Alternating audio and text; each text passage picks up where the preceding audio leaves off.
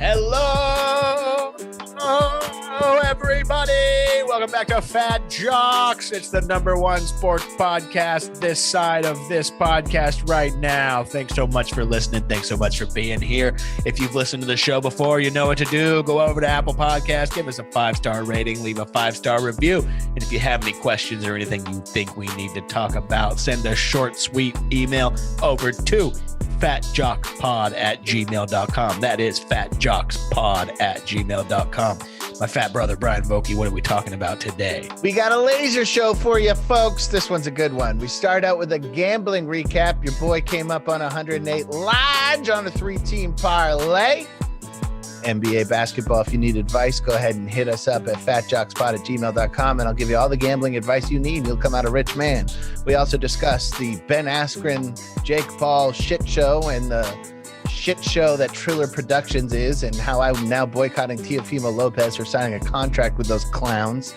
Alex Smith retired. We don't get into is he a Hall of Famer, but we do get into his career, and I pay a little tribute to him personally. He means a lot to me as a football player. We break down the possible new nicknames for the Washington football team. Spoiler alert, they all stink. We get into baseball. We get into some MVP talk for the NBA. For me, it comes down to Nikola Jokic and Stephen Curry. All that and a whole lot more. Like and subscribe, folks. Personal foul, 69, offense. He was giving them the business. This fat son of a bitch. He's fat. Hey, I'm just here so I don't get fined. He's fat. Playoffs? I just hope we can win a game. He's fat. I'm a man. I'm 40. I couldn't care less about the Dude, team. T.I. was always, he's always got something going on. He's always like getting pulled over with 1,000 pills, or he's like getting in trouble for saying that he checks his daughter's hymen. Yeah. You don't want to check your daughter's hymen. Also, I think he was the inspiration for the Bill Burr, like, you got to register your guns bit, because constantly get pulled over with unregistered weapons. Yeah. T.I. rocks, dude. I love a tiny rapper. Is he a little guy? I've never seen him in person. He's very small. Oh, yeah. No, I knew that. Yeah, he's like Floyd Mayweather size. Yeah, let's see. T.I. height. Didn't they get into something? No, he's 5'8". Lil Wayne is 5'5". Who did Floyd Mayweather get into it with in Vegas at like a hamburger stand? Oh, yeah. I think it was T.I. I think so. Mayweather. What if T.I. just pieced Floyd up? That would be pretty funny. Dude, okay. So T.I.'s entourage allegedly brawled with Mayweather. I remember it being at a hamburger place, and they're like throwing chairs and shit. Yeah, it got real WWE. Yeah, dude. Yeah, I love whenever a group fight devolves into throwing chairs and shit. Yeah, it's crazy that like Gervonta Davis is now facing 7 years in prison for like all these crimes, and it's like, dude, you don't got to do everything Floyd does. You know, He could just do what he does in the ring, but like he is legitimately Floyd Mayweather's protege in every way. Yeah. Remember whenever 50 Cent and Floyd Mayweather were beefing? He's like, if you could read one page of a Harry Potter book. Was that 50 Cent? Yeah. 50 oh, that broke my heart. Listening to Floyd Mayweather, like, dude, it's like, I don't understand why he accepted that challenge. Like he made a career out of ducking, like, you know, competitive fights. And yeah, I don't think he accepted that challenge. I think that somebody just leaked audio of him attempting to read copy. Oh, it was like an ad read for a radio station? Yeah, and then 50 Cent was like, if you could read one page of a Harry Potter book, I'll donate $20 million to whatever you want, or something like that. God. Yeah, that was brutal. Yeah. Dude, I can read so damn good, and I'm so broke compared to Floyd Mayweather. Yeah, I can read pretty good. My reading out loud skills. Yeah, I can read pretty good. Dude, my reading out loud skills have really devolved over the years, but well, yeah, you got to get ad reads for your pod. For this pod, we should get ad reads because that's what keeps me sharp. Oh yeah, this is your ad reads. Yeah, we do some weird real estate company that I'm pretty sure is an offshore scam. I'm not entirely sure, but they're ad reads. It's like myrealestate.ag. It's like one of these betting Real estate websites. is real.com. Really real estate. Yeah. So, okay. Even since we got a little bit of what? Well, I just want to get into my box. Before we get into boxing, I just want to say I won $108 on a parlay. Yes, you did. And I feel like we got a tradition here. We open these episodes with how our week's bets went. Let's open with our bets because I have a lot to say about my bets this week. Exactly. So we'll start with me.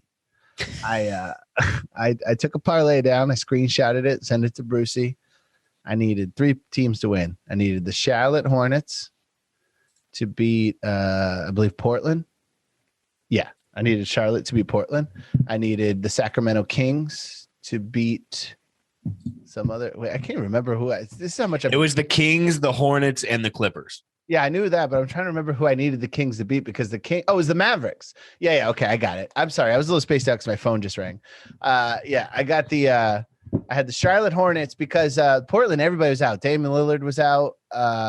And there was a couple other injuries, but essentially when Dame is out, they don't win. CJ McCollum isn't that guy. When CJ's out, Portland can still win. But they had so many injuries, so I was like, I know that Charlotte's like a little on the downside because they got their own injuries with LaMelo Ball being out and a couple other people. And they're like playing Cody Zeller at center. That's never when a Zeller is starting, your team's in a bad way.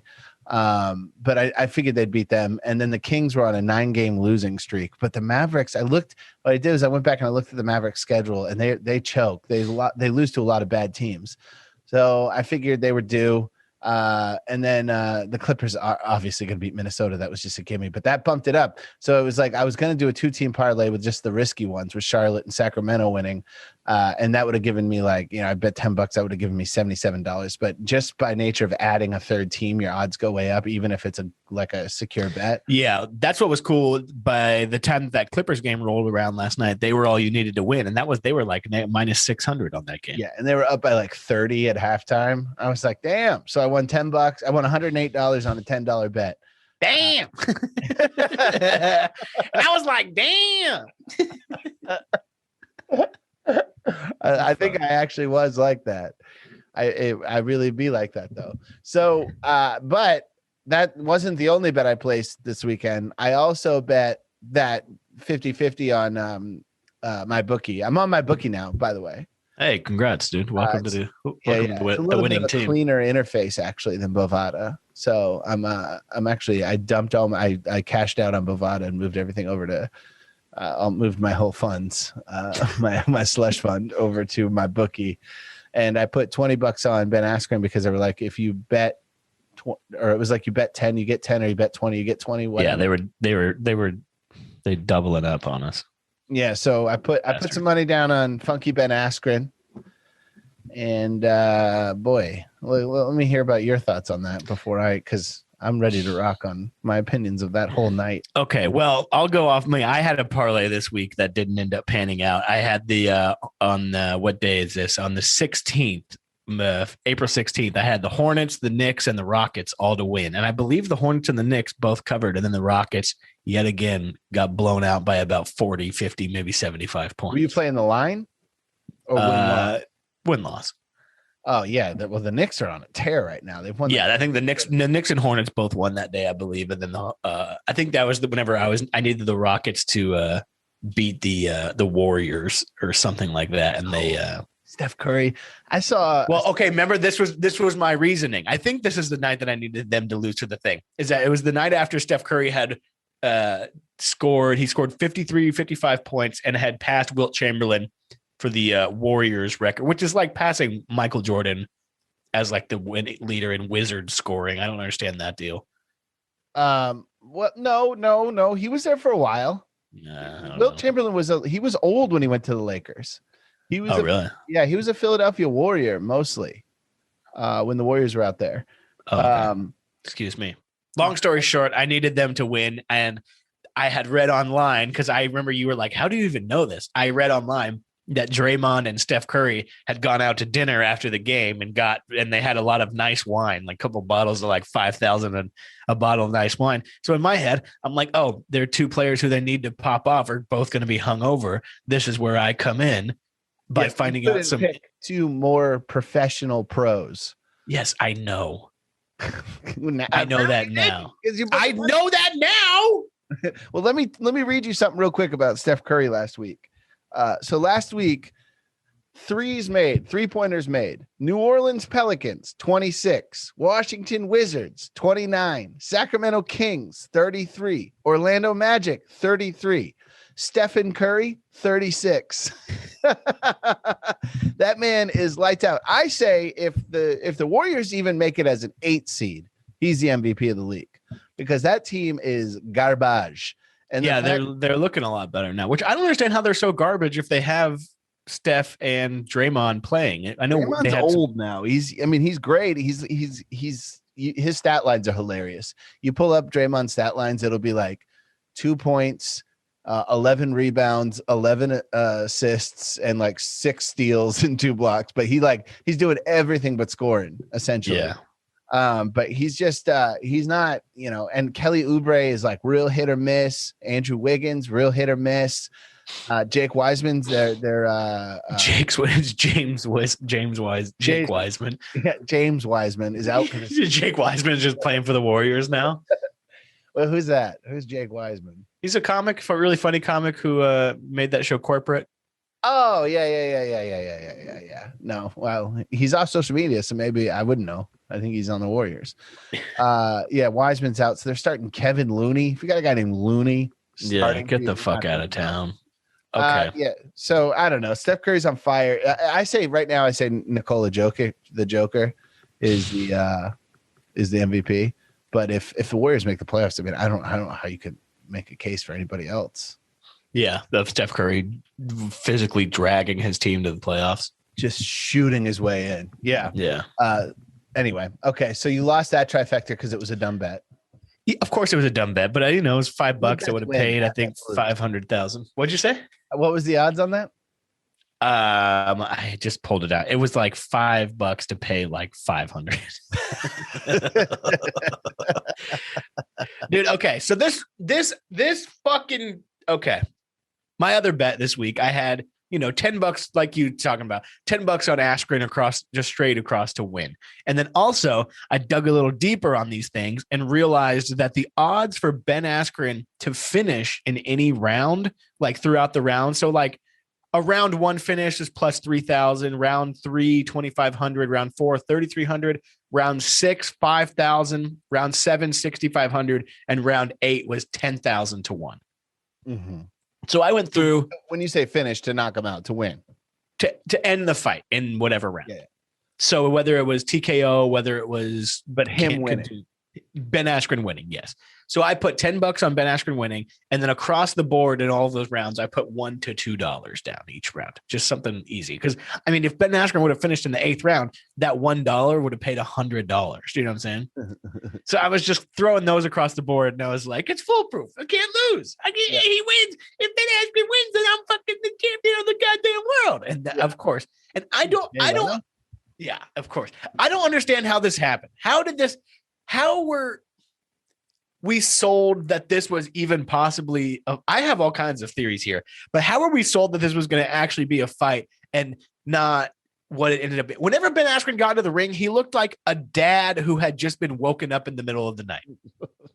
He had, as soon as he stepped into the ring, he looked like a dad who was on his way to the fridge to get a snack. And they were like, "Hey, you want to box in front of 100 million people really quick for fucking $1 million?" And he's like, "Yeah, totally." Yeah, whatever. I don't give a shit. Yeah. He's like, "Who gives a fuck?" I mean, the fact that he got knocked out with a 1-2, like a 1-2, the first combination a child learns. Yeah.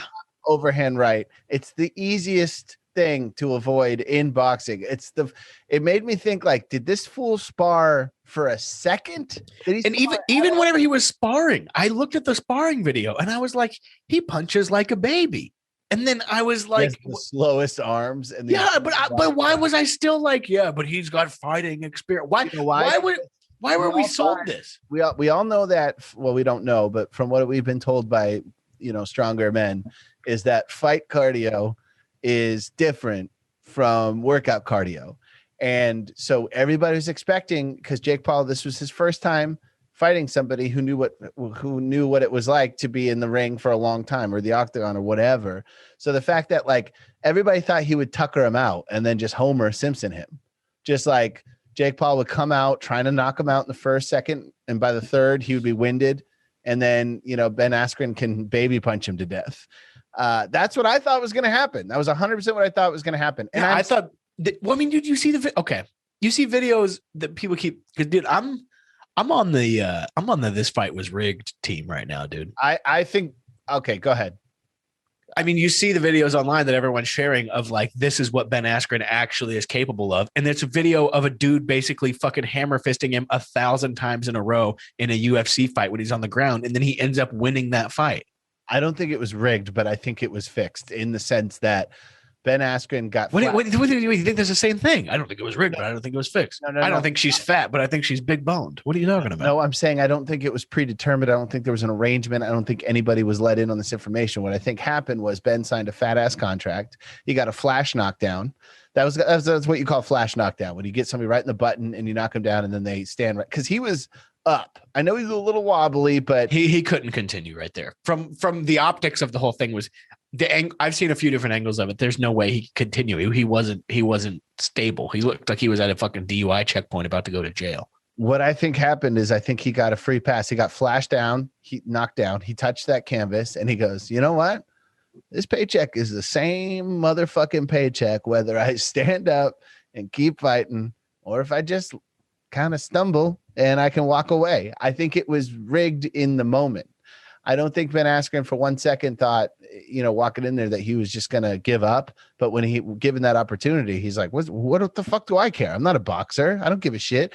This is not nearly as humiliating as the Jorge Masvidal thing. So he's already well equipped to deal with humiliation, and $1 million will put a Band-Aid over that humiliation pretty damn quick and heal it up nicely. So I think he was just like, you know what? Fuck it. What do I care? A couple million people are going to make fun of me for a week. Who gives a shit? Yeah, I don't know, man. Nothing was as embarrassing as that entire fucking event. Triller can suck my fucking dick. I cannot. They fucking stink. Snoop Dogg stinks. Everything about him is lame. He's not funny. And like, listen, nothing he said was funny. And everybody's like, oh, Pete Davidson was really going into Jake Paul's ass. And no, he wasn't. There was nothing fun going on. It was just a bunch of high old men and Pete Davidson. Who was that old boxing announcer that was on there? I don't know. Was it Joe Tess? I don't know. No, but there was some guy where, I don't know. Pete Davidson I thought was funny whenever he was backstage kind of just talking shit to Jake Paul directly in his face, but then he was like blowing smoke in this old man's face on the thing. It's like, yeah, and like Pete Davidson's a shithead. Ben Askren's fighting like the 1940s. That's how they fought in the 40s. It's like, no, motherfucker, that was Muay Thai defense, which was still wrong. But the old people, they used to fight with their fists out like this. And Ben Askren was doing the motorcycle bucket bars. And what? I just can't get over how bad Ben Askren looked. I can't get over that whole event. It looked like a Saudi prince billionaire threw like an American a birthday party. Yeah. Yeah. It seemed like he was like, this is how they do it in America. He got like the Black Keys, which are the Black Keys opened it with a 20-minute set. First of all, 20-minute set. Are you insane? Who has this time? And the Black Keys, first of all, they're the best example of a bad band with a good record collection. Like, they stink, but they like good music. And so they just steal from like Junior Kimbrough and all these people, and they just make bullshit music. Justin Bieber's essentially in blackface on stage. Like, he was just missing the paint. Like, I was just watching him sing, and I was like, this is the most embarrassing. Why is it okay for this Canadian snowbird to come down here and just steal this culture in the most embarrassing way possible? I didn't even know that he sang that I Get My Weed in California song, but it makes perfect sense because every like arrhythmic dumb IG ho dances to that song. And it was like, oh, this makes sense because that's kind of what Justin Bieber represents, is these dumb plastic surgery disasters who like twerk out of rhythm to like this shit music.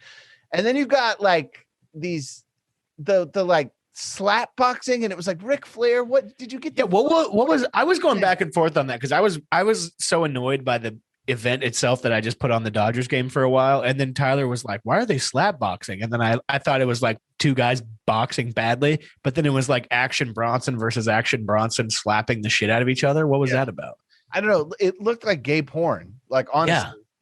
I don't know what the fuck that was about. And don't get me wrong, you've been there. I like the Slapbox. I've done it in the parking lots of donut shops late at night. You've slapped the shit out of some people. I've been there. Like, if you slapped the shit out of Tyler and then another guy who was the same size as Tyler. Well, which is funny. It's just very funny that your donut shop slapboxing record is 2-0. But both times it was against very small men. So you're almost like the Jake Paul of the donut parking lot slap boxing. I took whatever was offered. Okay, Jake Paul is denying. Listen, Jake Paul's turning a lot of people down. He's looking for victories, guaranteed victories. Anybody who stepped in front of me that night, I would have slapped the shit out of. I don't care who you are. Anybody who stepped in front of me that night. No way, dude. You're cherry picking these fights to make yourself look good. I said, who wants to slap box? Some little guy gets in front of me, I slap the shit out of him. What else can I do? What else can I do? I'm like Bud Crawford over here. I'm like the Terrence Crawford of slap fighting. I will take any fight you put in front of me. And then you say, oh, you didn't fight anybody. I fought who you put in front of me. Okay. I don't know what else to do. I can't make Manny Pacquiao get in that ring. I can't make, you know what I'm saying? I can't make Errol Spence come down to the donut shop in Burbank and slap him at 2 a.m. You put whoever you want in front of me. Yeah. Okay. So before you go any farther, are you out of the donut shop slapboxing game, or are you taking fights right now? No, I'm out of the game now. Okay. All right. So that's just. Listen, I was in my prime. It was wasted. I was in my prime, ready to go, and nobody stood up to the challenge. Is that a you thing, or is that a promotion thing, or do you blame the promoter? No. This is we're fighting on pavement here. Okay, this is the other fighters. This is the fear that I struck in their eyes. These are the people looking at me because you know that's what the whole stare down the face off is about.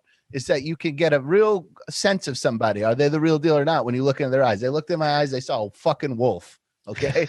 They saw a wolf with thumbs, with big palms. Do you take any responsibility for both of those young men not doing stand-up comedy anymore? It's because you slapboxed them out of comedy. I didn't ask them to get in the ring with me. I didn't ask them. I said, who wants to get in the ring? They knew what they were signing up for. One after the other. I was born with old man strength. You really were born to slapbox in a donut shop parking lot at 3 a.m. I would have slapboxed you, but you were too busy drooling through the window watching the guy make the donuts. I was that, and also I promoted the fight. I was working for you. I was like, he's nothing. He's got nothing. Don King, he's washed up. Yeah, and then they only in Burbank. Yeah, but man. You got to understand. Like, if I want to watch shitty fighters fight, I'm watching Street Beefs. I'm not watching a $10 billion production for shitty fighting. Just give me a dirt circle with some spray paint on the walls. Like, Street Beefs is so much better than Trillers. Because at least when like Street Beefs, it's like people who have some shit, like they have nothing to lose. They're on the fucking edge of society. It's like a flat earth thing. They're just looking down to space, like about to fall into the ether. And they're fighting for like $100, but $100 will change. Ben Askren and Jake Paul's lives were not changed by that fight. I know that Ben Askren got a good paycheck, but he's already owns like 9 wrestling gyms. He's doing fine. But when Street Beefs, when fucking Baby Hulk knocks out somebody, Baby Hulk's life is, when you put $100 in Baby Hulk's hands, his life is changed. So it's like a little more like, it feels more real. So just it's next, and Teofimo is on. He's being promoted by Triller. I'm not watching Teofimo's next fight. He's the undisputed lightweight champion of the world, and I already know what they're gonna do. They already got Evander Holyfield fighting Kevin McBride on the undercard, which is a little bit better, but still, I'm done with the old men. Who is watching these events and being like, man, that was awesome. That was really cool. These Triller events. It was embarrassing, dude. It was a disgrace to entertainment. I can't believe people paid $50. I pirated it and I want a refund. Yeah, I pirated it too. Were you on the website that was playing music over the musical performances? Yeah, there was they were playing Darude. Huh? They were playing Darude, the yeah. Okay, also we're playing like Spice Girls. And, like you would see some like hoe I don't recognize who's like famous now, like grinding on a pole, and it would be like, so tell me what what you want, what you really, really want. I'll tell you what you want. Yeah, at first I thought that was like some weird performance art shit, and then I was like, oh, they're trolling right now. This is good. Yeah, I don't know. I'm not gonna watch. I'm done, dude. I'm not gonna watch the Teofimo fight. Like, and let me top this off. This whole Triller fucking thing. ESPN has a contract with Top Rank Boxing. Top Rank Boxing has Bud Crawford, Tyson Fury, Lomachenko.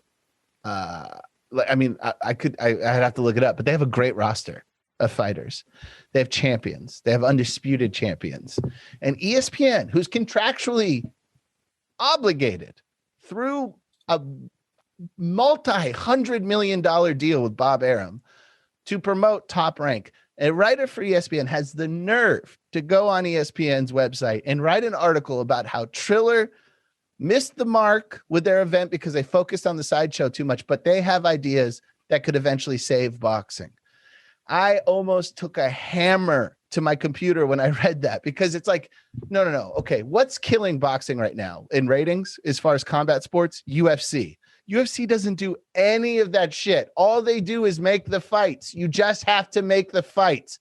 You don't have to have people drinking Cavassier and smoking blunts who don't know anything about boxing, rambling over a shitty fight. That's not going to save boxing. Get Errol. Yeah, I don't. Yeah, I don't understand why there had to be so much other than boxing going on. Because, and like, that's fine. If it's not a boxing event, it's not a boxing event. But the fact that they're using this as a way to get in, they're slowly signing champions. That's why it bothers me. I don't mind a circus freak show, whatever. If it's not for me, it's not for me. I don't care. But the fact that they're starting to scoop up legitimate contenders and legitimate champions is the reason why it fucking irks me. Just make the fights. Here's how you solve boxing. You get rid of 7 weight classes. You get it down to 12 weight classes only. You get rid of all the belts except for one belt, 12 weight classes, one promotion company, make the fights. That's all. And then boxing will regain. It'll be at least neck and neck with UFC. That's all you have. You don't have to have Justin Bieber involved. You really don't.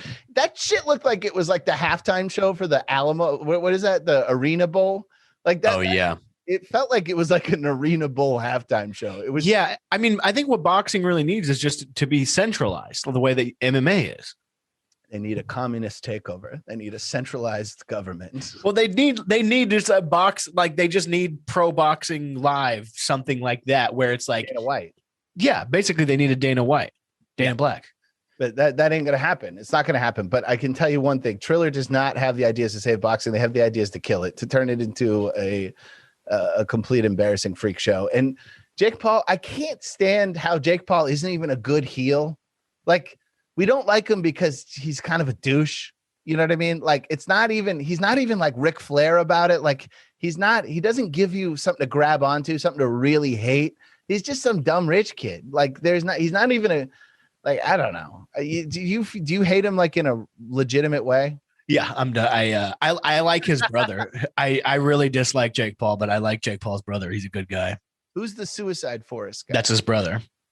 Oh, yeah. And he made a heartfelt apology, and he's actually a better interviewer. And then Jake Paul was the one who was like looting in the mall during the Black Lives Matter riot. Yeah. Okay. That's legit heel shit. You've completely changed your mind. You're like, wait. He's a millionaire who exploited a civil rights movement to steal from a mall. That's evil shit. Yeah. I don't know. That is evil. I don't know what more heel shit you could really want. Man, there's nothing I love more than changing my mind.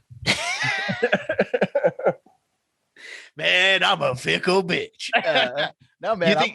You think Logan Paul he whoops up on Floyd Mayweather? Does this give you any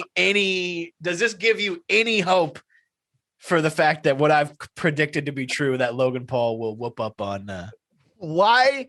In what world does Logan Paul whoop up on Floyd Mayweather? Canelo Alvarez couldn't whoop up on Floyd Mayweather. What the fuck is wrong with you? Guys, that was years ago. Guys, you think Jake whoops up on Conor? No. No, I don't think Jake whoops up on Conor. Conor's a striker.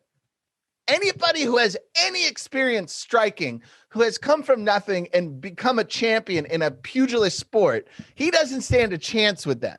He doesn't. It's a good word. Pugilist. What the hell does that mean? What the fuck does pugilism mean? I don't even know how to spell that shit. It's a hand-to-hand combat sport. So Okay, all right. I thought boxing used to be called pugilism when it was like Greek or some shit. Yeah, thank God they changed that. Damn, so you were getting pugilist in the damn donut shop parking lot all those years ago? Pugilism is another word for boxing. Bare knuckle boxing, the original form. Damn. All right, dude. Yeah. Okay. You know, like when I was in the army, you know, when you fight with those big Q-tips in basic training, those are called pugil sticks. Damn, dude. Yeah, I've whooped up on some people. And I derailed the podcast with just by saying a word. No, you were just so in it. I was like, damn. In my head, I was like, I'll keep going, but I was like, wait, I've never even heard that word. No, there is. Listen, he needs more Ben Askrens. Like he needs more people that have a legitimate combat universe resume, but has nothing to do with striking. Yeah, I mean, that's what. At the end of the day, I feel like a fucking mark for even betting on the fight and for even believing you broke even because it was, you know, what my bookie was doing. They're like, hey, you put $10 down, we'll give you $10, which means that you're going to put down 2 bets. And that gives them 2 more chances to hook you, you know? Yeah, they don't realize how fucking smart I am parlaying the fucking Kings and the Hornets and the goddamn Clippers. Yes. So I don't know, but there's some good fights coming up. I strongly recommend. We'll talk about it later, but I can't. The Josh Taylor Jose Ramirez fight has got my dick rock hard. I cannot fucking wait. Remember when Richard Pryor used to say he was doing an impression of his father, and he goes, "Sugar Ray Robinson fights so good it make your dick hard." Yeah. All right, Pryor had a shocking amount of boxing material. Yeah. He did talk about Spinks bit. He had an Ali. Wasn't his dad a boxer or something?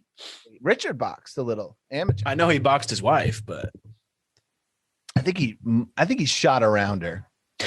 I don't think he really. I don't know if he ever laid hands. I think he just did a little, you know, a bullet. He did like a a bullet silhouette, like it's a fucking Looney Tune.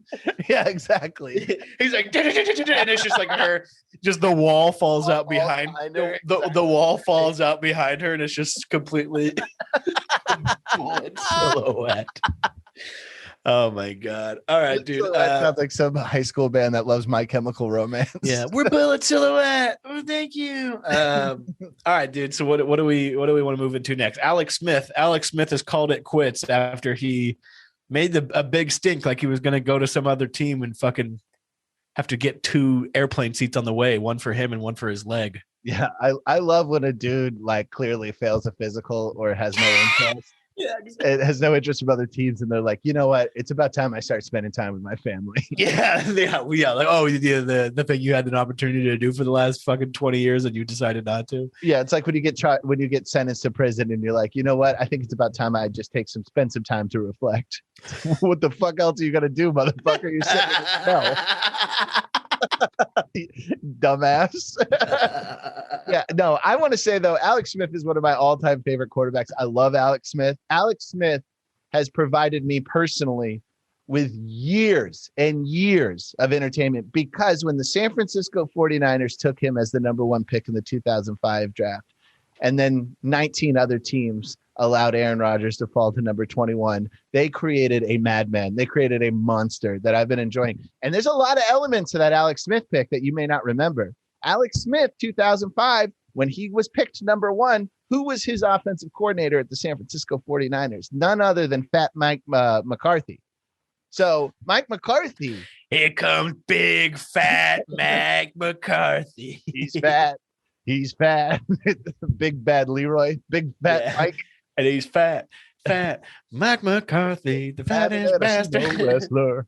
He, dude, Mike McCarthy was looking at the quarterbacks. He was looking at Aaron. He was looking at Alex, and he said, "I'm going with Alex." Right. So now you got, and then a year later, he becomes Aaron's coach. So imagine the situation that Alex Smith going number 1 puts Aaron in. First of all, his second year coach had no faith in him. He's got to prove him wrong. He's got to prove Alex wrong. He's got to prove the 49ers wrong. He's got to prove those 19 teams that didn't take him wrong. He's got to prove all the fans for the Packers who booed him because they wanted Brett Favre to stay. It created a Tom Brady-like fire in his stomach. And if Alex Smith doesn't go number one in that draft pick, I don't think Aaron Rodgers goes on to be the most talented player who's ever played football, which I truly, truly believe. I don't think he's better than Tom Brady. I think he's just more talented than Tom Brady. And I think Patrick Mahomes will pass him in that. Another thing is that I feel like Alex Smith doesn't get enough credit for how mobile and good he was. He was really good. Like, yeah, he won over 100 games. Only 22 quarterbacks have won over 100 games. He has almost a 600 winning percentage, and he fucking trained up Kaepernick. And Kaepernick had like 3 of his best seasons after. He only had 3 good seasons, but those came directly after Alex Smith. Patrick Mahomes learned from him. He should get into coaching. Like that's a big thing people are saying right now is that Andy Reid has already called. I don't know how official dibs are, but he already said like he's got dibs on Alex Smith. Urban Meyer's want him to come down there and coach in Jacksonville, I think. Yeah, why wouldn't he? Yeah, he's Urban Meyer's first crown jewel. And as far as like, because Urban Meyer is the quarterback guru. Yeah. And Urban Meyer coached him at Utah. That's his first. Oh, yeah. Huh. Yeah. That's his first like Cadillac that he created. This first number one pick. So it makes sense. We all know Urban Meyer likes to just hire his friends. It's like a corrupt politician. So I imagine he's going to bring Alex in. But Alex, I don't know. Would he take a coaching job? Because as far as I know, he's trying to spend more time with his fucking family. I was just about to say that. He wants to spend time with his family, but he's going to get one phone call and be like, "Bam, gotta go. I'm stepping out." And he walks away like Cotton Hill. Yeah. Yeah, he got his shins blown off. I got my shins blown off. Who made that hit on him? I gotta look that up. Who was he playing? With Cotton Hill, you know who I know who did that. It was Charlie, I believe. Where did Cotton Hill get injured? It wasn't Vietnam. Was it Korea or was it Japan? Oh yeah, you're right. Of course. Excuse me. Where did Cotton Hill get injured? Well, this is actually a good little deal right here. Have you seen the names for the Redskins' new names? I have not. I haven't seen a single one, but I was wondering if they were going with DC or Washington. They're all pretty much garbage. So I'm pretty sure this is the official one because there's kind of 2 things floating around. It's looking more okay. So here I'll run through them. You just give me your slurs. Yeah, you'd be shocked. Let's run through them quickly. You just give me your first reaction whenever I tell you. Okay. Mm-hmm. All right. The Washington Monarchs. Like butterflies? I don't know. Probably like or kings. Like kings. I have no clue. Yeah, I'm thinking butterflies. I don't like that. Damn, dude, you're washed up. Butterflies is what comes to my mind. Okay. Washington Warriors. Not the worst, but like it's a little late to be calling a professional franchise the Warriors. I get that there's the Giants and the Giants, but that happened when there was less words. Yeah. This one sucks. This sounds like a soccer team. Washington Rising. Ugh. Hate it. Out of here. What is it? Global warming, their mascot? Yeah. It's going to be like the sea level. Washington Red Wolves. Washington Wolves. Why put the red in there? Yeah, I don't know why because they want to keep the color scheme because it'd be weird to be a wolf. But they could still have like a Native American with a fucking wolf skin on his head. Yeah. What if they have to they're going to have to change that again in 5 years. Yeah, the Wolves when they're the Washington Commanders. No. I get it because it's where all the generals are. The Pentagon's there. What about the Washington Plan 9/11ers? The Washington 9/11 committees. Washington Ambassadors. No, this team, they have diplomatic immunity. Yeah. Washington Aviators. Oh my God. They're right next to the Philadelphia Flyers. Like this is Washington Renegades. That's my favorite one so far. Washington Wayfarers. I think it's too close to the scandal to That sounds like a are you allowed to say Negro League still? Yes. Okay, that sounds like a Negro League team. You know, they had a monarch. I think there was a monarch. They did have a monarch. Kansas City Monarchs. Washington Presidents, Washington Swifts, Washington Rubies. What do you think about those three? Presidents? Like all of them? Yeah, all of them. What? So technically, that team would be named after Donald Trump. Yeah, dude. Washington Swifts, Washington. What do you think? Washington Rubies. Dude, is it that hard? Just the Washington Wolves, get rid of the red. But didn't they have like the Red Hawks or something? Wasn't there something like that? They were the Redskins. No, of course. But wasn't there a Hawk one? I liked the Hawk one. Washington Wild Hogs. I don't mind the Hogs because Hogs is pretty cool. Because that's a callback to the Washington Hogs. That's what they called the offensive line back in the day when they were winning Super Bowls. They were called the Hogs. So okay, this next one sucks. Redskin fan or football team fans wear the fucking pig noses. Hell yeah! Oh, I see. Yeah. Just Trump would say like just like Rosie O'Donnell. The Washington Boars, wild boars. Yeah, you can't be the Boars. It's gonna be bad when your team sucks. Yeah. Washington Capital City Football Club. Well, too much. Was that written in Japanese and then Google translated? Washington D.C. Football Club. If you're gonna go down that road, keep the Washington football team. Yeah, I know. The WFT. Washington Pilots, Washington Riders, Washington Armada. People are gonna call them the Dick Riders. The Washington Pilots. Again, that's the same as the Aviators of the Flyers. Yeah, it's like too specific. Like it nobody cares about the pilot. You know what I mean? Like the Armada, like as in the Spanish Armada. That's gonna get them in trouble again. Yeah. They're not good. They're gonna change their name to the Washington Christopher Columbuses. Yeah. I really just don't understand. None of these are good.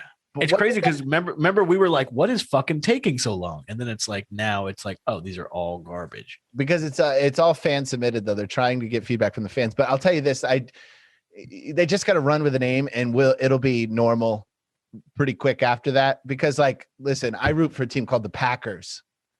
Like, is there a worse sports name? Like, that's got to be the worst sports nickname there is. Is there anything worse? Can you think of one? Like not in like the major sports, no. Like, because like I think Portland's soccer team has a really awful, aren't they? Like the Tree. I think they're like the Timbers. The Timbers. Yeah, that's real bad.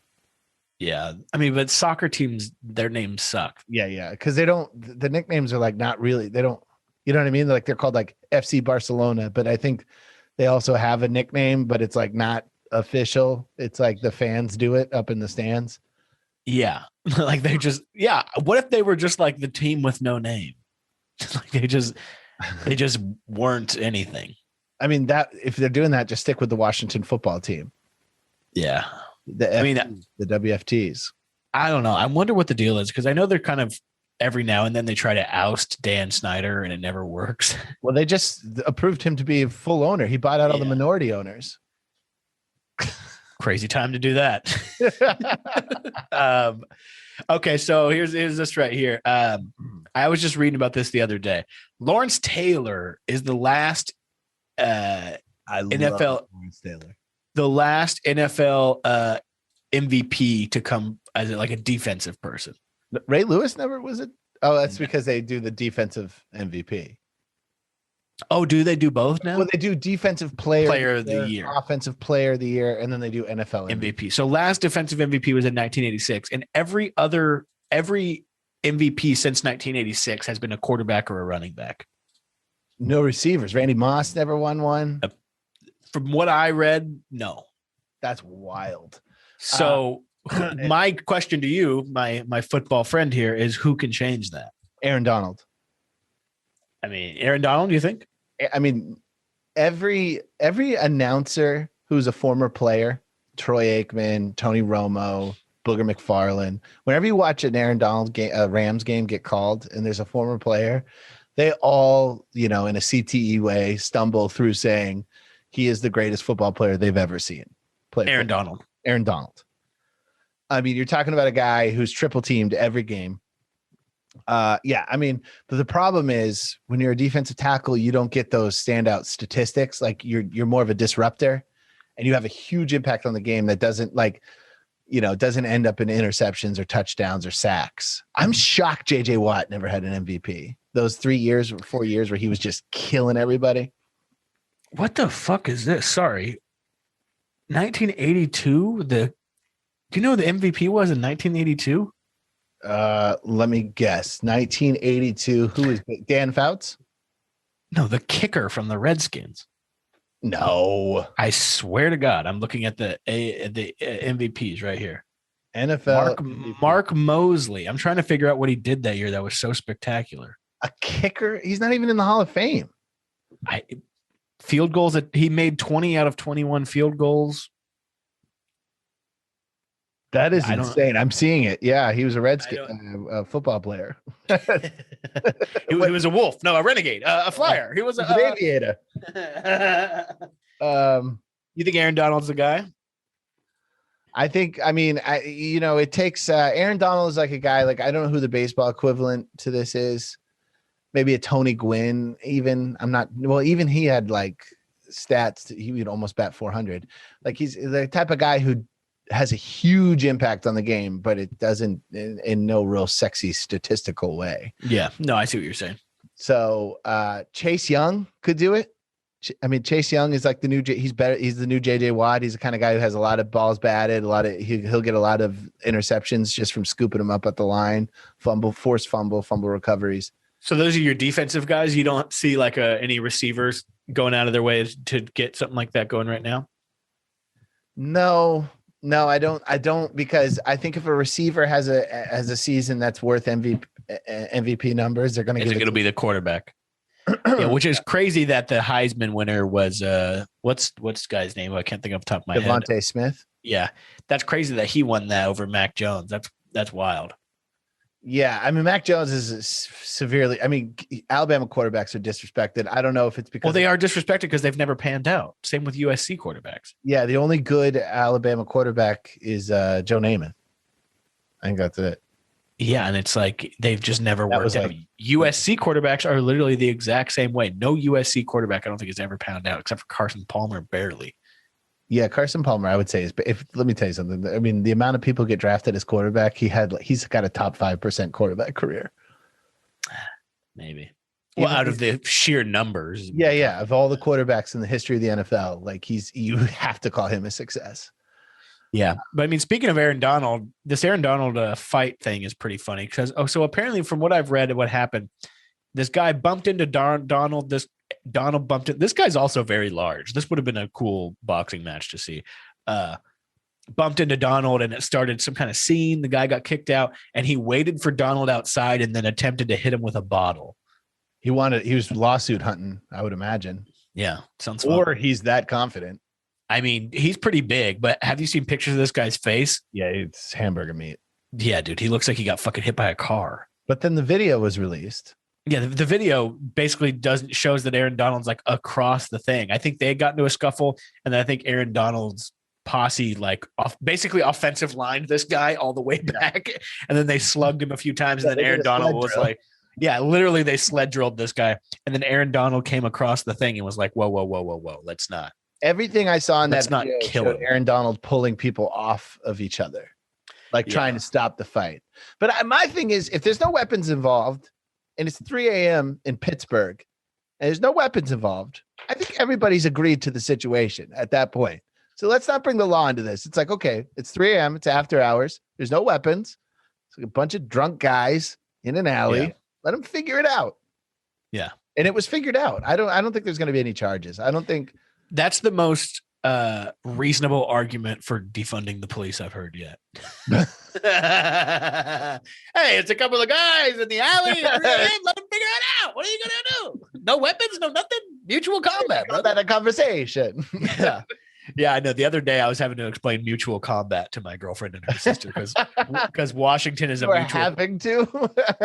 I was forced to know because Washington State is a mutual combat state, meaning like the cops can like oversee a fight like they're hockey referees. Mhm. Because do you remember the famous incident of this? Is that remember when those vigilantes used to pop up? Yeah, like the Bundys in Oregon. I don't know about no, not the Bundys like facing off with the police. I'm talking about like Phoenix Jones. Are you familiar with Phoenix Jones? No, it seems like a guy you are familiar with. Well, dude, he's like a guy. You got to watch some Phoenix Jones videos, dude. He fucking rocks. Oh, are they like the Angels of New York who would Basically, yeah. So he's a superhero who dresses like a superhero, and he goes around like the bar strips in Seattle and like breaks up fights. Yeah. So there was there's a video Good where name. yeah, Phoenix Jones rocks. And so there's another guy. There was an incident where a guy was trying to fight him, and Phoenix Jones was like, "Stop! You don't want to do this." Like, and then the cops are right there, and then they like agree to mutual combat. And then Phoenix Jones, who apparently used to be an MMA fighter, and also apparently we should do a deep dive on him. Apparently, just got caught trafficking a bunch of coke or something. This all adds up. A guy pretends to be a superhero, fights people. Fights. Yeah, but there's Rogan actually has a video where he's breaking down Phoenix Jones's fight because Phoenix Jones is like really light on his feet, and then he just starts leg kicking the shit out of this guy. And the dude like falls over. Yeah. So when with mutual combat, do you have to verbally consent, both of you, to I think you both have to verbally consent, and you might even have to shake hands beforehand. I'm not sure exactly how that works, but we can pull it up right here. Mutual. Oh yeah, of course. Play some bets. Mutual combat rules. So mutual combat. And this only in this. Okay. Only the city of Seattle has mutual combat. So as long as the two people fighting have consented and do not threaten anyone else or anyone else's property, the municipal code bars police from intervening. Damn. But apparently in Oregon, because I was talking to a buddy of mine about this up here who had gotten into his old lady had done some damage on him, apparently, that if you get in a fight in Oregon, even if it's in front of a child in anything, if a child can see you fighting, that's a felony. That is a ridiculous law. I don't know what kind of fight. Maybe I don't know if you would have gotten in trouble that fateful night at the donut shop, even. Oh, like if a child saw me slapbox? You're like, what? I was just like, come on, man. Yeah. I didn't ask. What the hell? Who let this fucking kid out at 3 a.m? Arrest that motherfucker. If there was a child in a Burbank parking lot at 2 a.m., I don't think I would be the first one who would get questioned. I don't know, man. You never know. Man, it was a counter too, by the way. I set a trap. One of those boxers, one of those slap boxing fights, I leaned in, coaxed the guy to kind of slap. And he was so short that I could get out of you're not supposed to, in a real fight, you don't go straight back. You go left to right. You wiggle, you go down, you go left to right. But I went, because he was so short, I went straight back, and my arms were so much longer than his that I was able to throw a counter while you were stepping back. While I was stepping back and connect solid. Yeah. On his face. It was nice. This kid's like a dishwasher at the comedy club who we invited for a night out of donuts. He ended up getting slapped across the face. Consensually. He was fired up, dude. He seemed like a little rough kid, little street kid. He was. I'm surprised he didn't pull like the angry, like yeah. Holding his forehead while he's swinging. Yeah. Man. You got anything else before we move into some baseball stuff? No, I mean, I wrote a long Triller rant, but nobody needs to hear all that. I feel like you gave Triller the business. I think I said enough. So let's move into baseball. All right. Well, this is just the quick thing before we get into the no hitters and whatever else we got. Cody Bellinger has a hairline fracture in the old leg of his. Hairline fractures are such a bitch, dude. Okay, so this is, and the Dodgers. So Cody Bellinger only played like 4 or 5 games this year. He wasn't hitting very well. I think he was hitting like 200, which could be worse. Weren't you planning big things for him this year? Didn't you? Weren't you on record saying he might be the MVP? I was on record saying that Jock Peterson might be the MVP. Oh, Jock Peterson. I was on record saying a lot of crazy shit just to rile some people up. Covering my bases. So Cody Bellinger wasn't doing too great this year before the Dodgers got here. Cody Bellinger's in a contract year, and he's probably going to be looking for a good amount of money. Yeah, of course he is. He's a star. Yeah, but what happens this year? Let's say that this complicated Cody Bellinger in the World Series last year was only 3 for 25. He hit 136. 3 for 25. Sorry, there's a little bit of baseball playing back here. He had he had one home run that was actually a clutch home run. But other than that, he was pretty quiet in the World Series last year, and they ended up winning the World Series. So what happens this year if Cody Bellinger, if this injury keeps nagging and nagging, he comes back, he's not the same this year because he's still like a little bit off from that hairline fracture. What happens when the Dodgers win this World Series this year without him? And then he's cut. You think so? Yeah. Here's what you do. If you're he goes into free agency. Sorry, I unplugged my mic. Here's what the Dodgers are going to say. They're going to say, boy, you're going to say exactly what you just said. You weren't very productive in the World Series. We were able to get along with you just fine. If you want to take a massive pay cut and a short deal, or a massive pay cut and maybe a 3-year deal, you're more than welcome to, or you can go out to the market and we'll cut you loose. And what he needs to do is he needs to sit out until he's fully healed, and he needs to sign a 1-year deal, nothing longer than that, and just ball out for a year. And then I wonder though, because he's on a 1-year deal right now. I wonder if he's going to be annoyed and be like, I'm not going to keep signing these 1-year deals. He has no choice. That's the problem with the injury. I mean, like the situation is the what's the thing? The leverage is not in his side. Yeah. So he's going to have to rehab. He's going to have to come back better, and he's going to have to do another 1-year contract. The thing, he's still very young, isn't he? Like 26. He's very young. Yeah, he's young. Yeah. So he just has one more. If he just, I mean, he needs to suck it up and just have one good year, and then he'll be $100 millionaire. If he just has one, because baseball is so quick, just like basketball, to overpay people. So if he has one badass year when he comes back, he'll be fine, but it probably won't be the Dodgers. I would bet money that he goes somewhere else. And if I were him, I would go to some junk team, do like a Trevor Bauer, go to somebody like the Reds or something, and, back cleanup and play every day, and just kill it. Just kill it statistically, and then get a big contract. Yeah, dude, man, Trevor Bauer is lights out right now, dude. Have you watched him pitch at all this year? Yeah, I watched the 7 innings, 1-hitter highlights. That was that game where I threw $2 down on either pitcher to throw a no-hitter, and Trevor Bauer took a 1-hitter into the 7th inning. And it was an infield single. Yeah, I watched him break down the Musgrove. He will tell you exactly how he feels, right? Like, he'll be breaking down the no-hitter, be like, that was a dumb sequence. He really got away with one there. Trevor Bauer, dude, he fucking rocks, dude. Like I'm a homer probably because he's on the team that I like even a little bit more. But those vlogs are sick. And literally at the beginning of every one, he's like, "Hey, these vlogs all year are donated to sports journalist, quote unquote, Ken Rosenthal." He calls him a baseball gossip blogger. Like all this shit, dude. It's just, he doesn't give a fuck, dude. I love it. Thanks, Ken Rosenthal, in every single one. Yeah, because he's like, I'd like to thank fake journalist Ken Rosenthal for giving me the inspiration to make these vlogs so that I can tell the truth while he's lying and gossiping. Yeah, dude, he's a sassy boy. Sassy boy. But it's always funny because he's always doing good guy stuff too. Where he's always filming himself saying hello to like the parking lot attendant or like a janitor. Yeah. He's a moron. I mean, he's a big mask under the nose guy, which is what you can read from those vlogs too. Oh, 100%. Yeah. It's all analytics, dude. He's running numbers on COVID. Yeah. What do you got on didn't you want to talk about Kazan? Oh yeah, Scott Kazmar, Sean Kazmar. So this guy's pretty funny. This guy right here.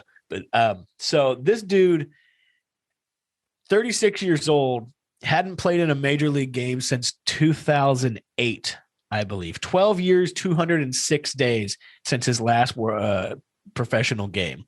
So he's been in the Braves AAA for 12 years, just doing his thing. You gotta really think about what his personal life is like. Doing how many years? That 11 years?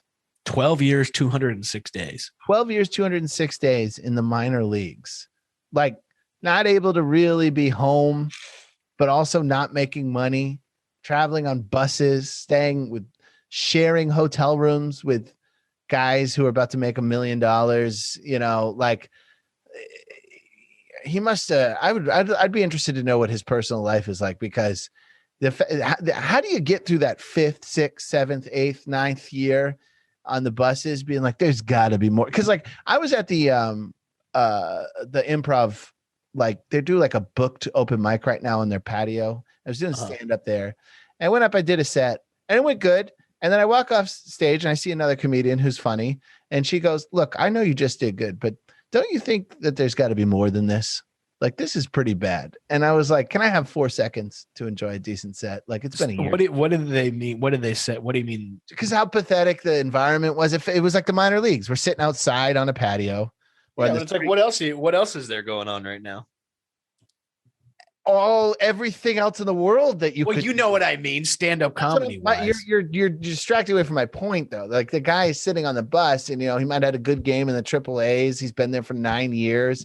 It's not really panning out, and his best chance is to have his Rudy moment, where he gets to like ground out and get a standing ovation for grounding out at 36 years old. He did come in as a pinch hitter, and he did hit into a double play, which is very funny. Yes, there's listen, I think it's because I'm on the other side of these things. I think it's because I'm also 36 years old, and I remember what I felt like in 2008. So when I see this, I'm like, my heart is not warmed here. Okay, this is not a heartwarming story to me. This is sad. This is too relatable, and it makes me want to fucking blow my brains out when I see him trudging along to first base getting thrown out. I think he's been getting paid decently, though. AAA pays well. I think Scott Kazmar. Well, no offense to the guy. Like, I'm projecting a lot. Like, I don't mean to shit talk him. I'm just putting myself in his cleats, and it feels awful. Sean Kazmar.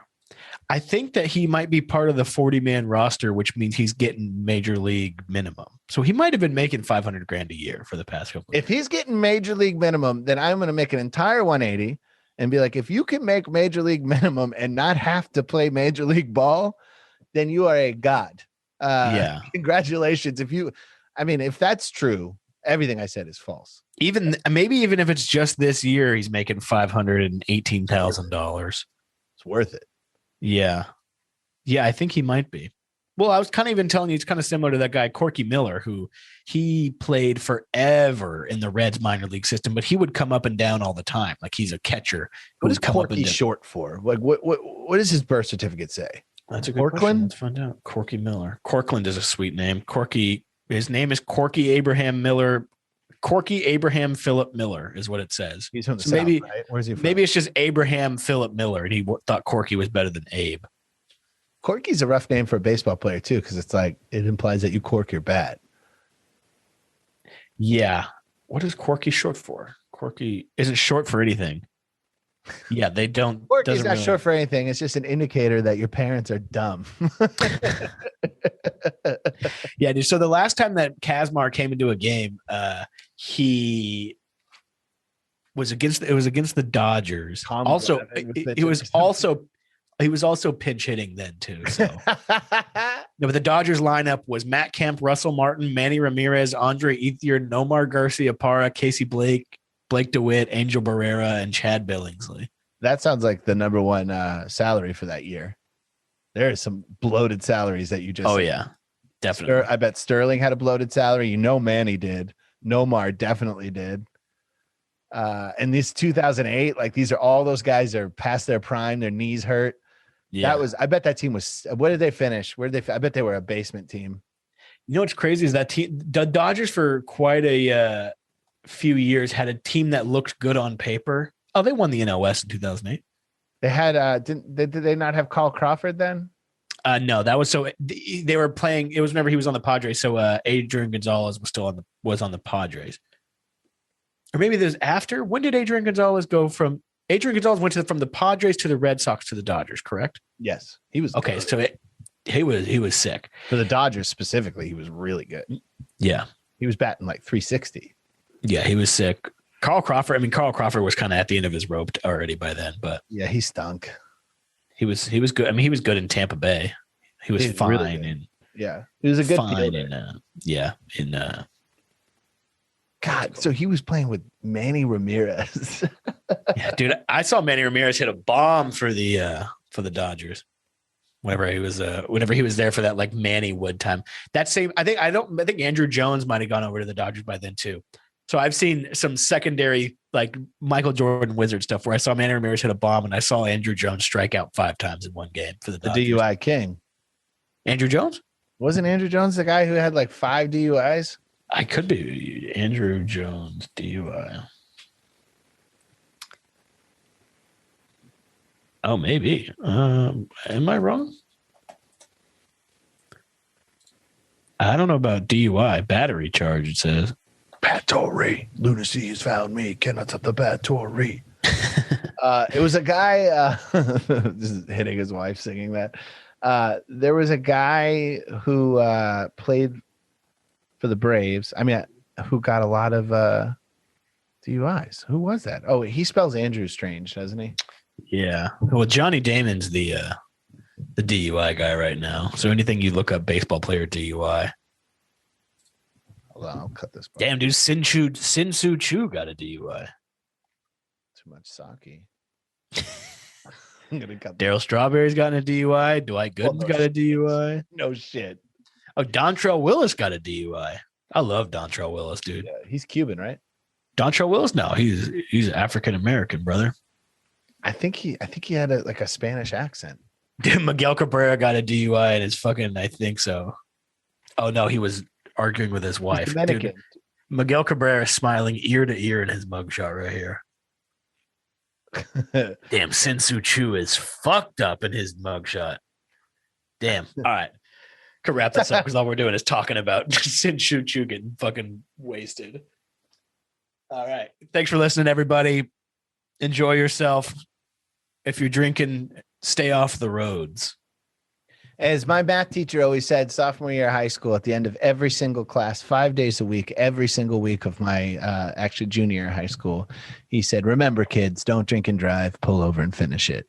And he would chuckle to himself as if it was the first time he said it. It was kind of psychotic, honestly. The consistency that he was able to say that every single, and it was like, we're just one period of his 5 periods of the day. He's saying this 5 times a day, 5 times a week, like he's giving fucking Muslim prayer. Like, I can drive. I just can't get pulled over. All right. Goodbye.